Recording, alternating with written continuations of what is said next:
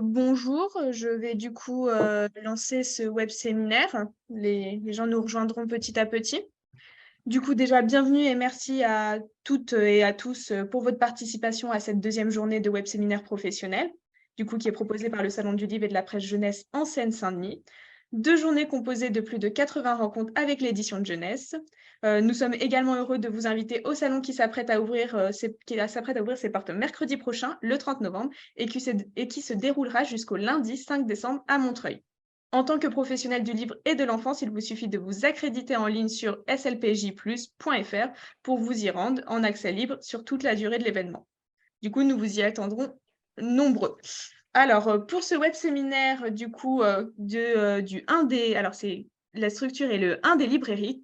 Nous avons avec nous, du coup, Iman Ahmed, Com et Riwad, qui nous présenteront, du coup, l'intitulé Nouveau monde, dessine-moi la Seine-Saint-Denis. Alors, je vais vous laisser la parole et aussi la possibilité de partager, si vous le souhaitez, des éléments. Merci. Bienvenue. Et donc, l'idée dans ce web séminaire, c'est de s'interroger à l'occasion du Salon du Livre et de la Presse Jeunesse sur la question des mondes imaginaires. C'est le thème cette année du salon, et c'est aussi pour nous l'occasion, en tant que média, d'avoir édité un numéro spécial qui s'appelle Pourquoi rêvons de mondes imaginaires, dans lequel on s'interroge en fait sur la manière dont les mondes imaginaires, que ce sont ceux de Tolkien ou ceux de À la croisée des mondes, nous aident à comprendre le réel. Qu'est-ce qu'ils disent de nous? Est-ce que ce sont des univers qui fonctionnent selon leurs propres lois ou non? Et sur ça, on s'interroge aussi beaucoup justement sur la question des territoires, d'où partent ces imaginaires.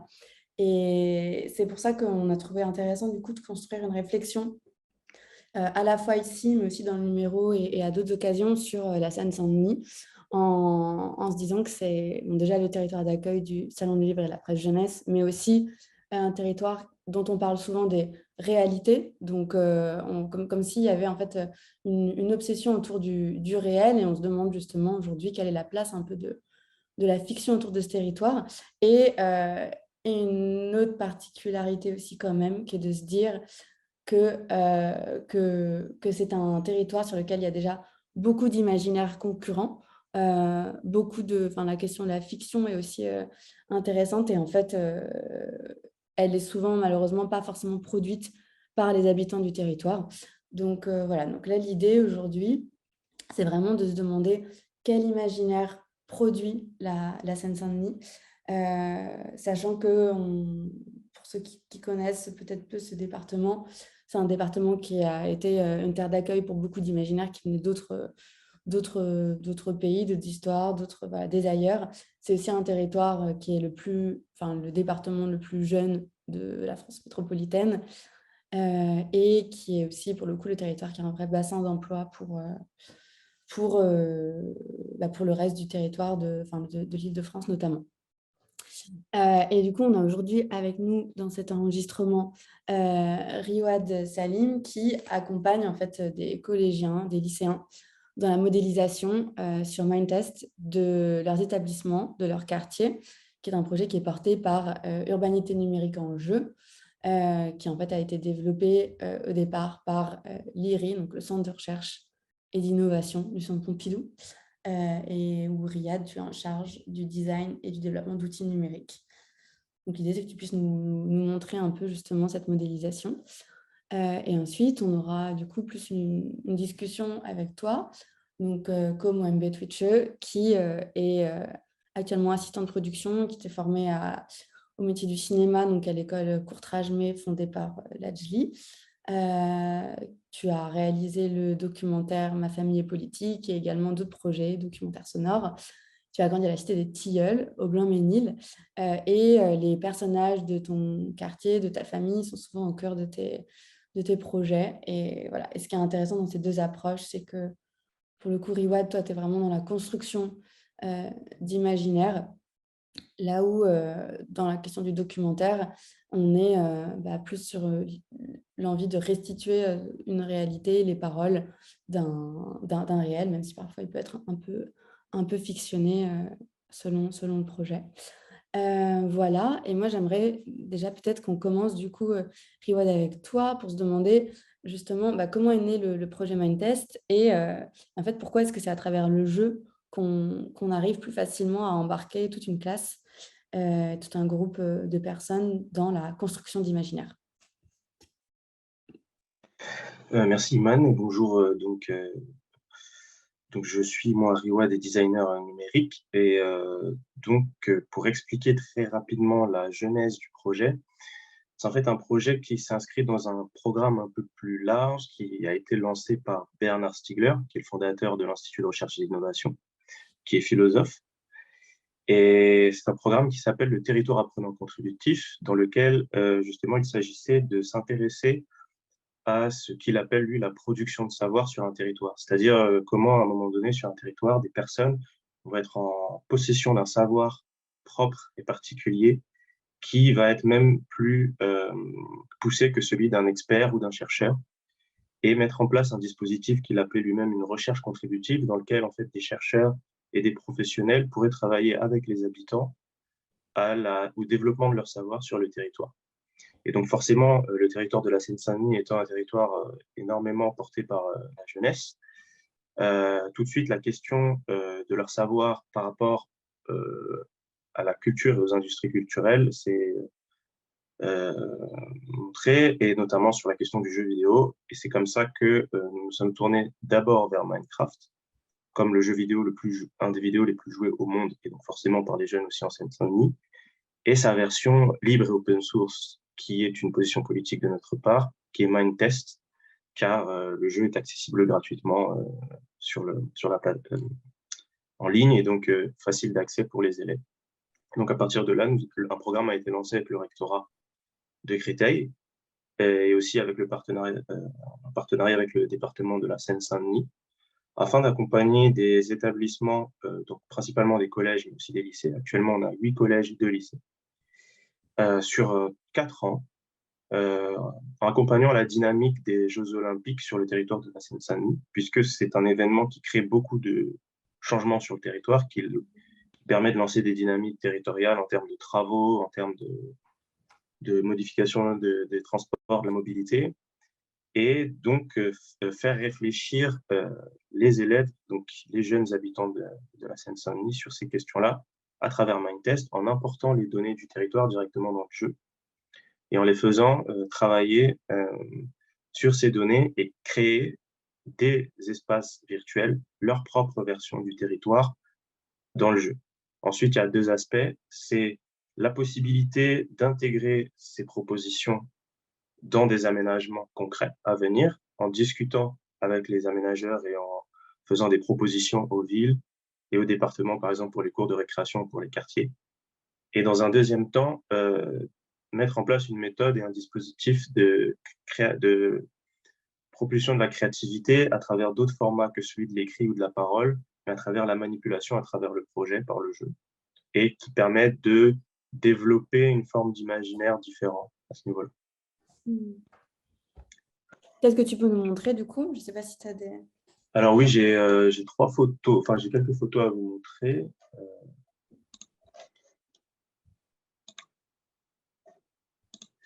Donc, pour illustrer un peu rapidement ce que je viens d'expliquer, je vais montrer donc, en fait un peu le format du déroulement de ces ateliers. Donc là, par exemple, vous avez en fait une première séance de lancement qui a eu lieu au rectorat de Créteil. Donc, toutes les personnes qui sont autour de cette table sont en fait des enseignants de différentes matières, mathématiques, français, histoire géo. Et là, il s'agissait d'une séance pratique. Il y a aussi des chercheurs, il y a aussi des philosophes. Et c'était une séance pratique autour de Mindtest pour comprendre comment fonctionne l'univers, comment on fait avancer son avatar, comment on se promène, comment on peut construire, poser un cube, etc. Donc, c'était pour que les enseignants soient formés, soient sensibles à cette production-là. Et ensuite, on a commencé à intervenir dans des classes, dans des établissements. Donc, par exemple, ici, au Collège Poincaré, à la Courneuve. Donc, vous voyez là un élève, en fait, et à gauche, c'est un architecte urbaniste avec lequel on travaille. Et ils sont en train de discuter ensemble de la reconstitution du travail sur le marché des 4 routes à la Courneuve, qui est un espace avec des bâtiments de toutes les couleurs, etc. Et de réfléchir ensemble à ce que ça signifie pour le territoire, mais en même temps de construire et de faire déjà de nouvelles propositions dans le jeu. Donc, dans un second temps, on a aussi commencé à développer plus précisément le travail sur l'imaginaire, qui est notamment dû à ma rencontre avec un écrivain qui s'appelle Makan Fofana, qui a écrit un livre qui s'appelle La banlieue du Turfu, et avec lequel on a travaillé pour essayer de proposer des formes de méthodes aux élèves qui utilisent le jeu vidéo Mindtest pour commencer à imaginer des mondes dans le jeu, des mondes fictifs, des mondes imaginaires, mais qui sont liés à l'âme, pour utiliser le mot âme, du territoire en amont.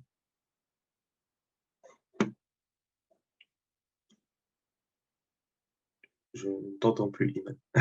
J'avais enlevé.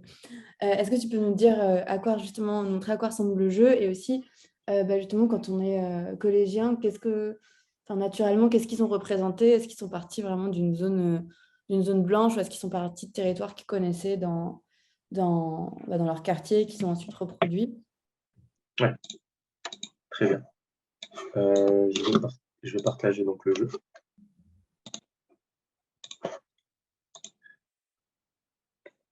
Pour expliquer avec un minimum de contexte, quand même, c'est assez important.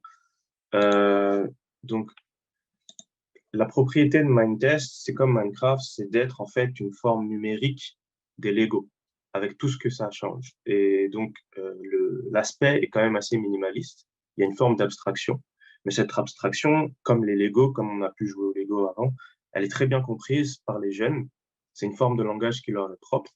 Et ensuite, il y a cette possibilité de communiquer entre eux dans le jeu, de se voir, de se déplacer, etc.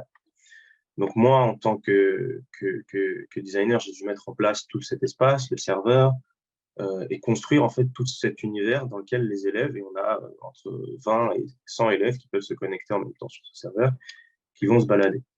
Donc là, ce que vous voyez, en fait, c'est l'espace d'accueil dans lequel les élèves viennent se connecter. Et donc, il y a quelque chose qui était très, très important pour nous, au-delà du travail scolaire qui est intégré à ce projet.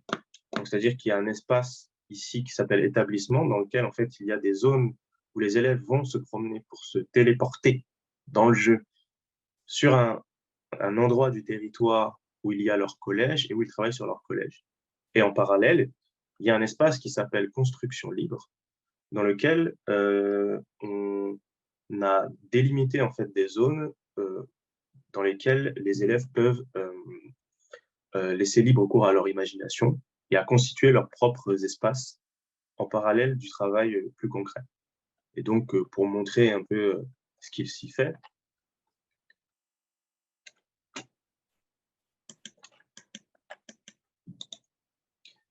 c'est vraiment en fait un espace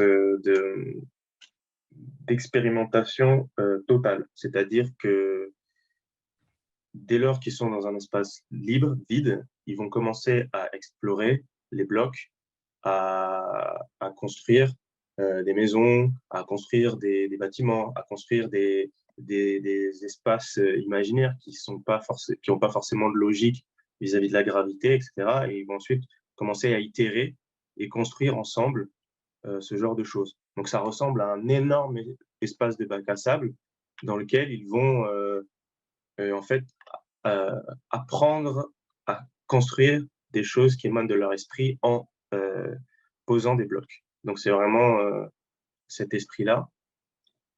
Et à partir de là, ils ont constitué des petits villages, des royaumes. Ils leur ont donné des noms. Ils ont créé toute une mythologie à travers de ces espaces-là, etc. Et ils ont quel nom, par exemple, les royaumes? Mais là, par exemple,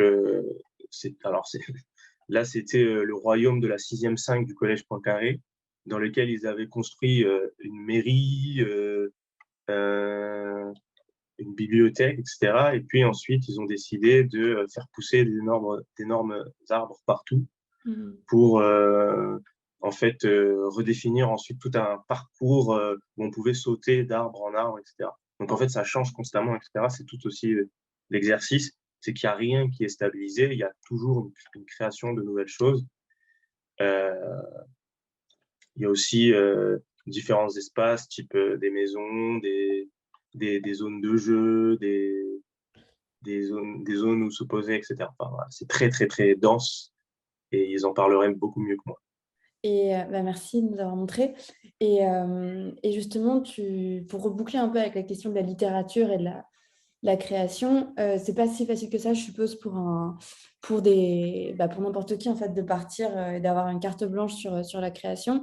Comment, toi, est-ce que tu les as encouragés et surtout, qu'est-ce que ça a changé la rencontre avec Makan Fofana et du coup, Banlieue du Turfu par rapport à ce projet? Comment est-ce que ça s'insère sur la question justement de la créativité? Alors, comme je disais avant, en fait, ce projet-là, il a d'abord une visée plus liée à l'architecture et à l'urbanisme. Donc, à quelque chose qui a vocation de s'ancrer dans des réalisations tangibles du territoire. Mais on s'est rendu compte qu'il y a quand même un verrou autour des imaginaires, c'est-à-dire que quand on va poser la question à des élèves, qu'est-ce que vous voudriez construire sur le territoire, qu'est-ce que vous voudriez vous proposer, sur 2 ans d'expérimentation au sein des établissements, la plupart du temps, on entend des choses assez euh, tristes, je dois dire, en termes de réponses, qui sont on ne sait pas, on mettrait peut-être un centre commercial, peut-être un kebab, peut-être un city-stade de foot, ou carrément, de toute façon, on n'a pas besoin de donner notre avis puisqu'il ne va pas être écouté, etc. Donc, ma rencontre avec Makan Fofana, justement, elle a poussé ma réflexion sur ce sujet, puisqu'il a une histoire très particulière. Il a écrit un livre qui s'appelle La banlieue du Turfu. Il a grandi lui-même en banlieue, pas dans le 93, mais dans le 78. Et il écrit dans son livre La banlieue du Turfu qu'il a eu une expérience particulière avec l'imaginaire. C'est-à-dire qu'à un moment donné, il s'est retrouvé tellement verrouillé dans son imaginaire, dans son esprit, qu'il en a fait une dépression. Et c'est raconté dans son livre, et qu'à travers cette dépression, il a eu l'impression de perdre un sentiment de vie. Et il s'est retrouvé donc en hôpital psychiatrique. Et dans cet hôpital, il a commencé à lire des livres euh, sur l'univers de Tolkien, sur l'univers de Harry Potter, etc. Et d'un seul coup, il s'est posé une question assez originale qui est, mais pourquoi cette magie que je retrouve dans les livres, elle n'existe pas dans la tête de mes amis en banlieue, à la cité, etc. Et donc, à partir de là, il s'est posé cette réflexion-là. Il a écrit tout un livre comme ça qui est assez spéculatif et qui tend à poser des questions, à remettre en question les imaginaires, en disant qu'à un moment donné, il faut les produire, il faut produire sa propre façon d'imaginer, son imaginaire, il faut s'inventer des mondes, car s'inventer des mondes, c'est déjà projeter un futur pour soi-même. Et donc, forcément, la création de monde, en tant que numériquement elle existe dans des jeux vidéo comme Minetest, Minecraft, Fortnite, où les jeunes passent leur temps à imaginer des mondes virtuels, cette connexion avec la question de la banlieue du Turfu, avec la création des imaginaires de la banlieue, elle s'est faite directement et j'ai voulu collaborer avec lui pour organiser un moment de création pure en termes d'imaginaire avec des élèves de la Courneuve.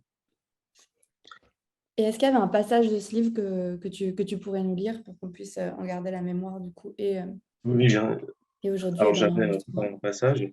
Super. Euh, alors c'est un passage un peu de l'introduction qui explique un peu le contexte et la raison de vouloir développer la question des imaginaires. Donc en fait, il reprend des choses qu'on a pu lui dire en disant bah, l'imaginaire, c'est pour les bourgeois, les jeunes de quartier ont des problèmes concrets et urgents. Il ne faut pas trop faire rêver les populations fragiles. La banlieue du Turfu, c'est trop abstrait, les mecs ne vont rien piger. Voici comment la culture de quartier peut se dresser comme un obstacle à nos folles ambitions. Cette aspiration, aucun maire ni aucune politique ne pourront y répondre.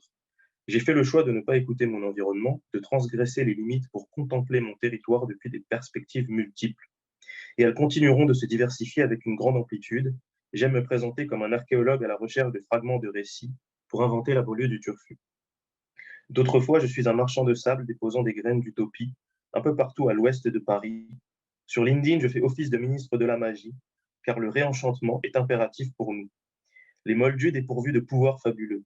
Le réenchantement est une opération alchimique pour échapper à la rigueur du temps ouvrier et aux contraintes d'un territoire sans merveille où tout est réduit à la condition sociale et économique. Voilà. Merci. Ouais, c'est très fort et c'est tout à fait dans cette question, je trouve, justement, de qui a le droit à la magie. Et aussi, j'ai l'impression, tu me dis si je me trompe, mais que souvent, on attend de l'imaginaire qu'on s'évade. On imagine souvent qu'on plonge dans un livre ou dans justement, par exemple, je ne sais pas, Le Seigneur des Anneaux ou À la croisée des mondes, ou Le Voyage de Gulliver, pour s'échapper du monde. Là, ce que je trouve intéressant dans cette approche, c'est que l'idée, c'est plutôt de construire un imaginaire, en fait. On n'est pas dans l'idée de l'évasion, c'est que l'imaginaire, c'est censé être une production partout, mais y compris aussi quand des réalités concrètes prennent parfois le dessus. Et ça me permet du coup plus de me tourner vers toi, comme je ne sais pas si tu nous entends toujours.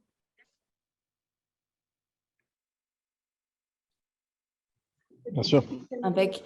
Et donc, justement, j'ai l'impression que dans tes projets, l'idée, c'est de montrer le concret et parfois la difficulté aussi que rencontrent certaines personnes dans ton entourage, etc. Mais il y a aussi toute cette question de la projection. J'ai l'impression que ce que racontait Riwad, c'était de se dire, c'est important d'imaginer un monde parce que ça permet de se projeter. Donc, comme si en fait, le monde imaginaire, c'est une manière d'aller vers l'avenir. Et toi, tu décides du coup dans le film Ma famille est politique de filmer ton entourage dans un temps qui est vraiment le temps propice à la projection parce que c'est le temps de l'élection.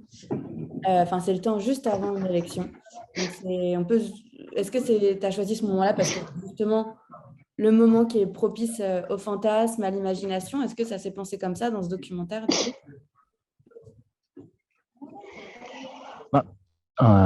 Ce que je dirais, c'est que pour en fait refaire exactement l'historique du projet, c'est à l'origine du projet, il y a déjà Arte qui souhaite écrire sur le 93.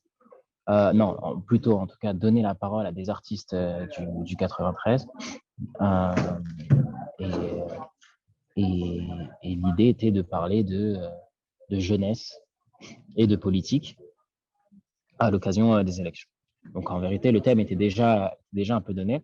Et moi, je suis venu avec cette idée de forme et très rapidement, en fait, en pensant politique et 93 à ce moment-là, je me suis dit que je pensais en fait à toutes les conversations très simplement, à toutes les conversations où on peut refaire le monde avec ma famille. Et je me suis dit que juste montrer cette famille à toutes les personnes qui accéderont à la plateforme permettra de leur faire comprendre que on est capable en fait d'imaginer notre monde. Donc je pense que c'était un peu une démarche en fait, c'était vraiment un objet, je pense, qui est fait pour l'extérieur, de montrer déjà par les profils de ces personnes, par la vie, par le type de vie qu'ils ont et par les réflexions qu'ils ont, que en fait, on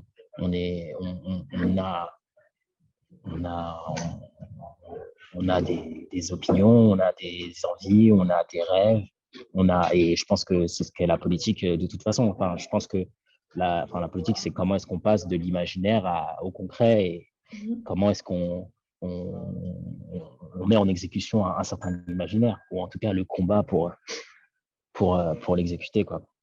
Et donc, ouais, rapidement, ça et le documentaire, oui, était la forme propice. Et pour revenir sur l'élection, bien sûr que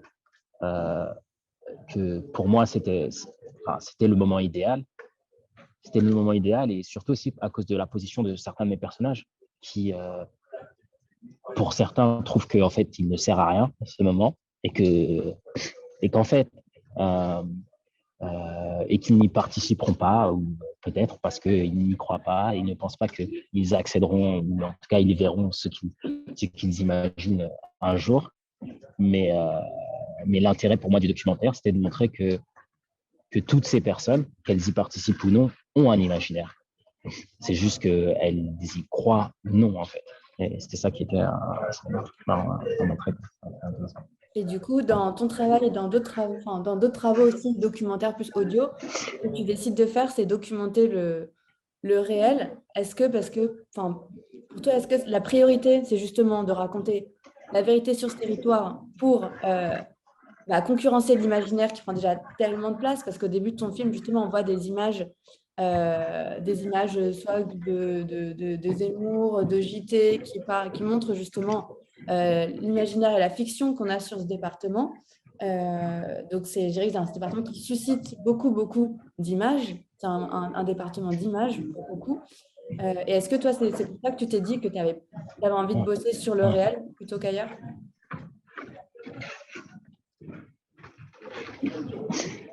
Ah, totalement. Je pense que j'avais besoin, un peu, comme tu le disais en introduction, ouais, j'avais besoin de montrer en fait, de le prouver par l'émotion et par le réel, enfin de délivrer un message qui est d'autant plus réel à partir du moment où ces personnages le sont, quoi. Et créer cette empathie à partir de personnes qu'on peut réellement croiser dans la rue, en fait. Et donc oui, c'était totalement cette démarche et cette concurrence et entrer dans cette concurrence de point de vue entre une vision de gens qui y vivent et versus des médias qui peuvent trop souvent venir pour le sensationnel ou l'exceptionnel. Bien sûr, s'il y a quelque chose de grave qui se passe, ou je sais pas, s'il y a des émeutes, ou s'il se passe quelque chose à caractère exceptionnel pour la région, c'est là qu'on va l'entendre dans les médias. Mais malheureusement, c'est trop souvent le seul regard qu'on a. Et donc montrer des personnages réels permet de donner un peu un autre point de vue et une autre idée de ce qu'est le département pour ces gens. Et pour rebondir un peu plus du côté de ce que disait Riwad, que je trouvais super intéressant sur le fait que, est-ce que justement le problème, c'est qu'on passe pas notre temps sur des territoires comme ça à parler des réalités, ce que disait Makan Fofana aussi, des réalités socio-économiques, travail, politique, religieuses, et du coup, est-ce que la bataille, c'est pas justement d'inventer plus de fiction, enfin, que je veux dire, qu'on se dise, là, l'enjeu, c'est plus de documenter le réel, parce que dans tous les cas, le fantasme est le fantasme. On ne peut plus livrer cette bataille, on n'a plus l'énergie. Par contre, on va venir créer des contre-imaginaires et on va bosser dans la fiction. Est-ce que toi, tu t'es déjà dit, j'ai envie de bosser sur un docu-fiction, ou j'ai envie plutôt de travailler avec des gens de mon entourage sur de la fiction, j'ai envie de produire de la fiction, que ce soit un livre, un podcast fictionnel?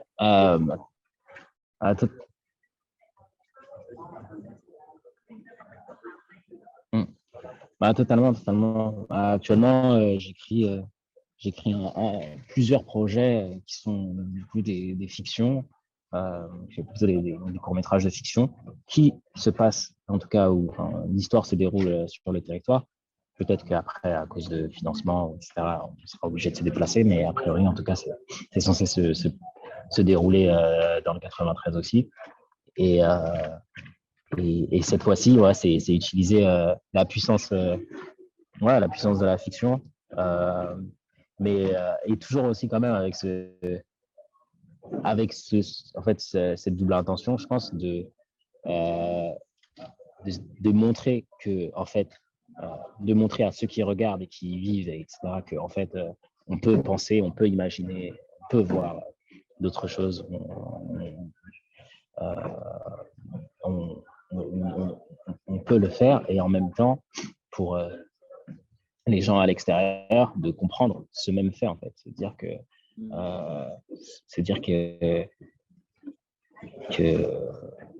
enfin, désolé, je me perds, Non, mais c'est clair, c'est montrer une mais voilà, réalité en racontant des histoires qui sont des histoires fictionnelles, qui ne sont pas forcément des témoignages, mais qui ont quand même une valeur, c'est ça. Hein.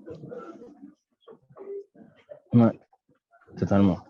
Et est-ce que l'étape d'après, du coup, pour aller pareil dans le sens de ce que peut dire Makan et de ce que racontait tout à l'heure Riwad, c'est est-ce que l'étape d'après, c'est pas, parce que là on parlait du documentaire, on a parlé de la fiction, mais après ça, est-ce que c'est pas d'inventer vraiment des mondes imaginaires? Ça veut dire même d'être capable de créoliser des inconscients, de mettre même de la magie sur ces territoires. Je pense à ça parce que c'est vrai que c'est comme si parfois on ne s'autorisait pas, je trouve, quand on parle de certains territoires, à mettre vraiment même à inventer des lois qui n'ont pas de sens, des animaux qui n'existent pas, à mettre vraiment de la magie. Je pense, par exemple, dans ton documentaire, il y a un moment que je trouve quelque chose d'assez drôle, c'est qu'à chaque fois, tu expliques l'origine du prénom de chacun.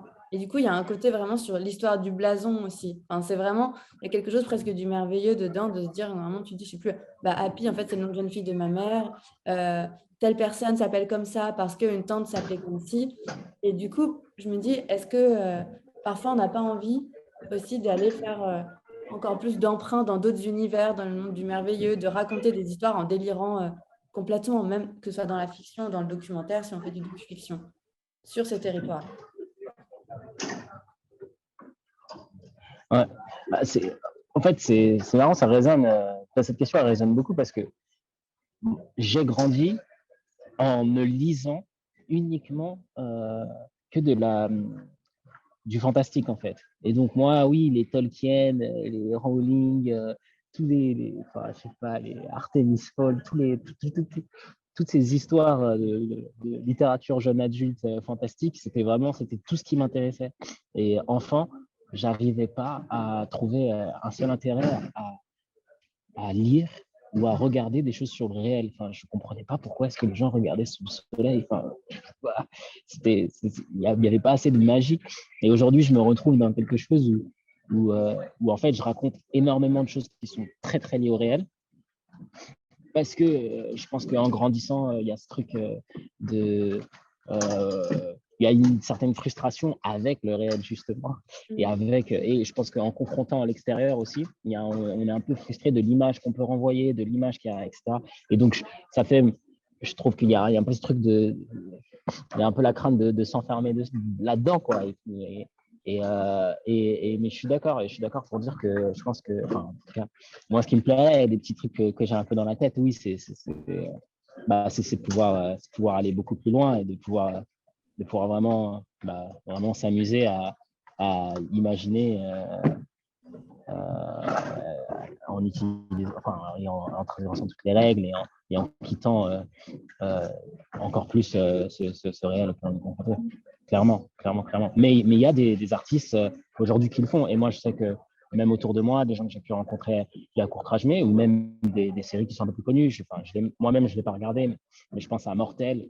Okay. Je pense il y avait une série sur Netflix qui s'appelle Invisible, qui pour le coup se passe à Milan, dans des quartiers pauvres de Milan, dans une banlieue de Milan, où on raconte l'histoire d'un personnage qui peut se rendre invisible et en même temps, il est confronté à des questions de gentrification et plein de questions qui sont hyper liées à son territoire. À une autre échelle, même au niveau des Marvel, c'est des trucs qu'on aime bien. Hein. Je veux dire, je pense à un Luke Cage, personnage hyper ancré sur son quartier, et en même temps, on a ce côté super-héros. Je pense qu'il y a des artistes de nos territoires comme ailleurs qui le font, et je pense que c'est quelque chose qui est plaisant et que j'aimerais, en tout cas, moi-même faire plus et j'espère le voir. J'espère voir. Mais c'est vrai que ça me manque encore, quoi, pour nous. Ça manque encore. Ouais. C'est vrai que c'est étonnant parce que tu parlais de frustration au réel, mais comme comme on racontait un peu plus tôt, c'est vrai que souvent quand on a une frustration, on a plutôt envie de partir dans un monde, on a plutôt envie de créer un monde, justement, un autre monde plutôt que de travailler sur ce documentaire. Je pense que Macan, il racontait qu'à un moment, il a fait une forme de grosse dépression parce que son imaginaire était bloqué. C'est un peu comme, je sais pas, Tolkien et Lewis qui, dans les années 1890, sont bouleversés par la modernité, la révolution industrielle, l'exode rural, la colonisation. Et du coup, pour mettre à distance les évolutions brutales, il crée le monde, il crée un autre monde. Et justement, moi, ça me fait venir du coup vers une de nos dernières questions où je me demandais, en fait, c'est justement peut-être, il y a certains quartiers, pas tous, certaines cités, certains lieux dans ce département qui ont justement beaucoup de monde imaginaire qui cohabitent. Du fait de l'histoire des habitants qui vivent entre différents pays, ou par exemple qui ont vécu, je sais pas, 15 ans en Algérie, puis 10 ans ici, qui retournent régulièrement dans d'autres pays, qui ont des voisins qui viennent d'une autre culture. Et du fait aussi qu'il y ait quand même plein d'imaginaires assez forts, je sais pas, dans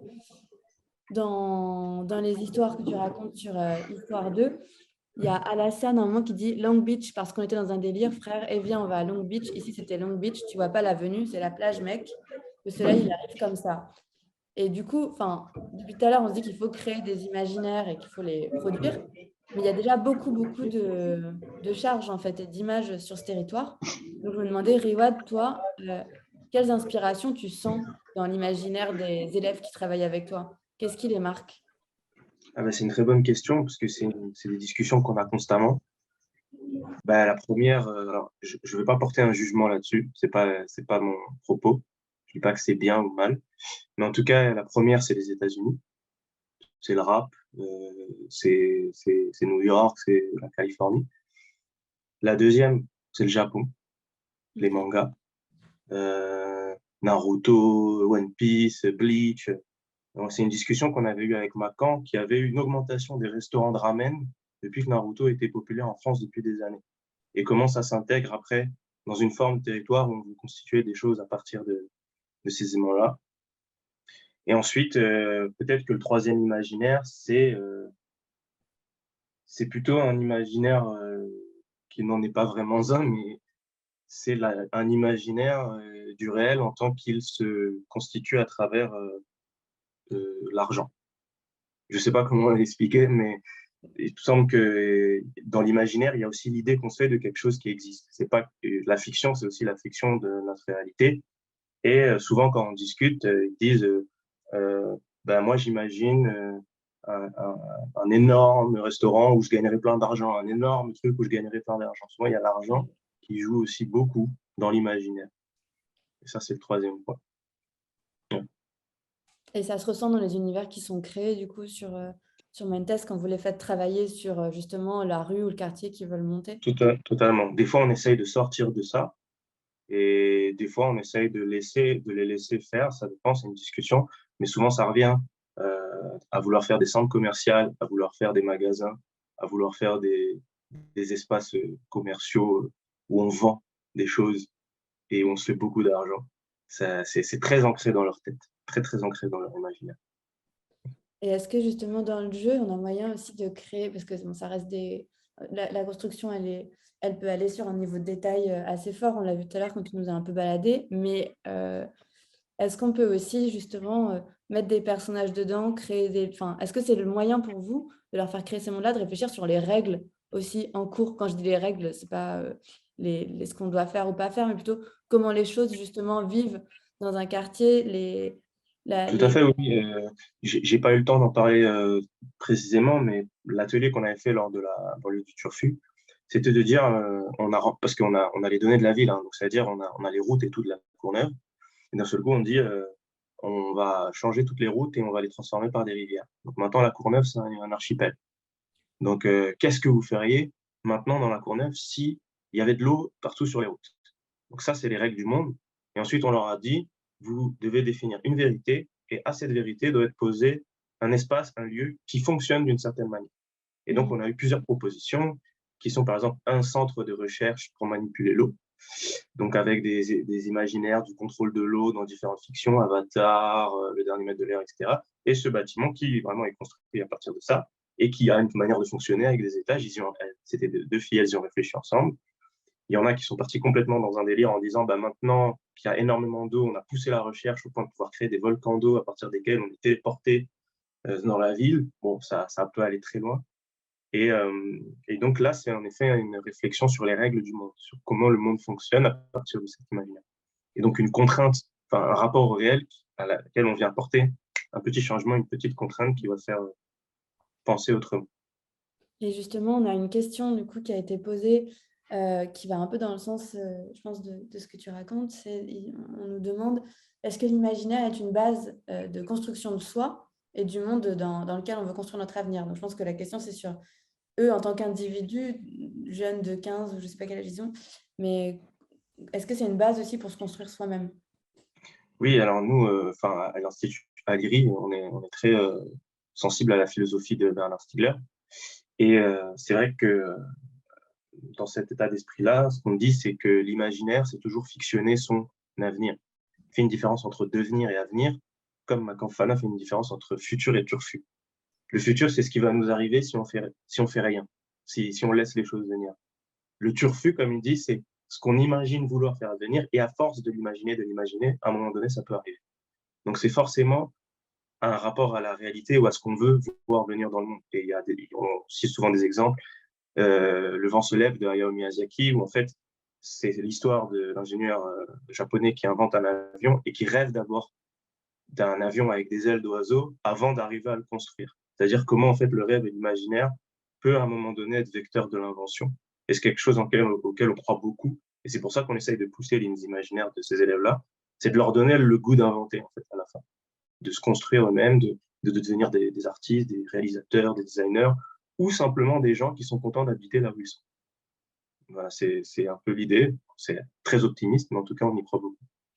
Ok, bah, merci. Et merci pour cette question et pour cette réponse. Je crois que Com a peut-être des petites suites de réseau, mais est-ce que tu nous entends, Com? Impec.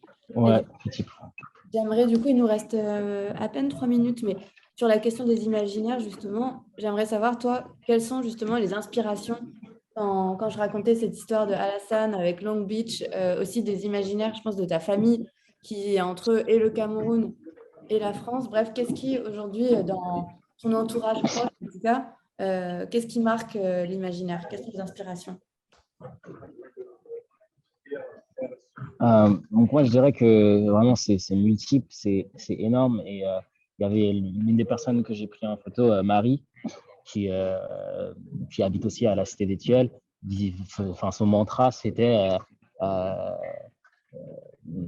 3000 logements, 3000 histoires, 54 nationalités. Enfin, voilà, il y a un peu ce truc de... Il y a tout ce que les gens consomment, comme disait... comme tu disais tout à l'heure, il y a tout ce qu'on consomme, et donc du coup, bien sûr, le Japon, les États-Unis, etc. Et donc l'imaginaire sur Long Beach et comment est-ce qu'on pense, on pense la cité totalement différemment. Et après, il y a aussi, et je pense que ça vient peut-être même en fonction des gens un peu plus tard, comment est-ce que, enfin, le rapport aussi à d'où est-ce qu'on vient, les recherches de ses racines, etc. Et le mélange que ça crée parce qu'on grandit tous ensemble. Je pense qu'il y a, c'est énorme, c'est énorme. Et du coup, je trouve qu'il y a un potentiel imaginatif incroyable. Et c'est d'où, si je reviens sur le début de la conversation, c'est d'où la frustration, en fait, de voir que peu d'histoires viennent de là, qu'en fait, il y a peu d'accès, et qui donne envie, du coup, de montrer du réel et de dire, ah, mais en fait, on peut le faire. Mais l'autre sens aussi, ce serait totalement de faire une fiction et d'utiliser cet imaginaire, d'écrire, de filmer, voilà. Oui, tout à fait, merci. Puis de s'autoriser, je pense justement, enfin, de l'extérieur en tout cas, j'ai l'impression que s'autoriser à mélanger un peu plus et des codes du merveilleux ou de la fantaisie et des codes du réel pour justement peut-être créer des formes hybrides qui sont aussi riches que les vécus sur place. Voilà. Il y a un documentaire par exemple qui s'appelle Congo qui se passe au Congo, mais qui est réalisé par des réalisateurs français. Et où c'est un documentaire, mais ils n'ont pas tranché, c'est sur la magie et la sorcellerie. Ils n'ont pas tranché entre, parfois ils filment des sirènes qu'on ne voit pas, des esprits qu'on ne voit pas. C'est un documentaire pourtant qui va raconter les témoignages de tout un quartier avec l'avocat, le juge, etc.